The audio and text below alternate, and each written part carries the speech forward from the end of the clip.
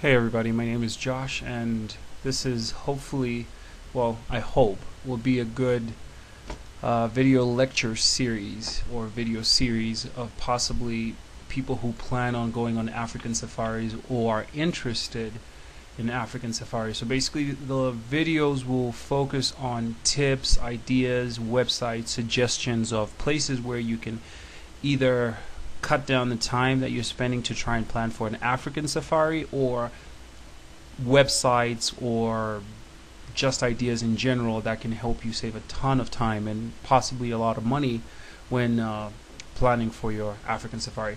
So today we're going to basically talk about, if you're interested in a particular country in Africa where you're possibly thinking of going on a safari, let's say for example Tanzania, where do you start? How do you get the information? How do you get tips on what to do, things to do, places to visit, things like that? So my trick is to use a website that is called tripadvisor.com. Now, some of you might have heard of the website. Many of you probably have not. But this website is amazing when it comes to preparing yourself or finding information on particular countries that you're interested in visiting. So this doesn't necessarily reflect alone in Africa, but just the rest of the world. This website is really good in terms of gathering information and tips for things to do, places to visit, or even hotels. I might not, as far as you can also get flights from them, but I don't really think they're the best in terms of providing the cheapest flights. Off topic, personally, I would use a website called www.bookingbuddy.com.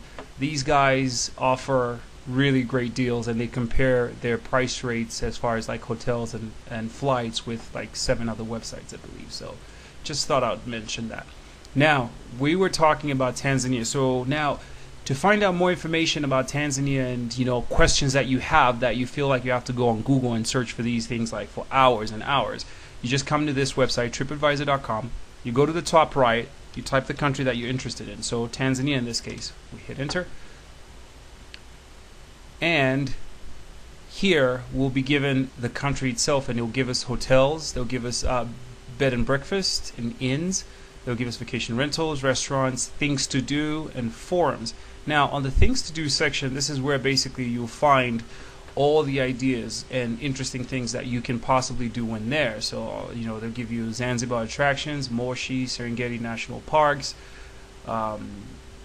even if you want to like help in things like either like Red Cross donations or activities that involve either like helping the poor or HIV positive kids and things like that, you can possibly find it here too. So let's see.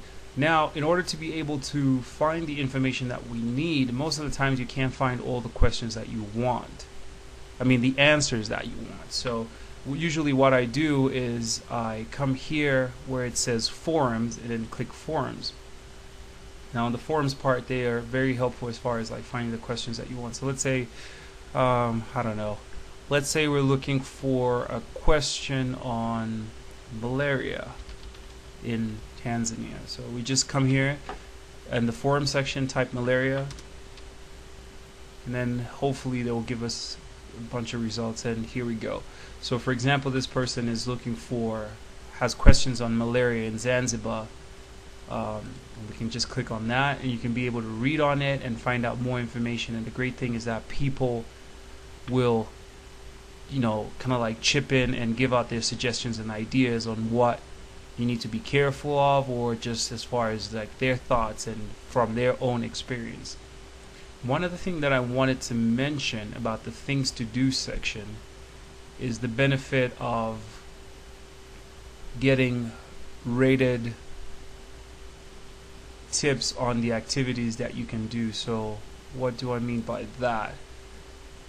Is people rate the things to do section. So for example, like on the things to do, they have 171 suggestions. So let's say for example, if we come to Arusha attractions, we'll be able to see that people rate each one of them and obviously the highest one is obviously the one with the most stars or the most rating. And they'll tell you, full day Tanzania National Park tour with 40 reviews. And this helps in the sense whereby you're able to automatically know what trips or what places would be interesting based on the number of people that have given their reviews, and also based on the number of stars that they've also given each one of these locations.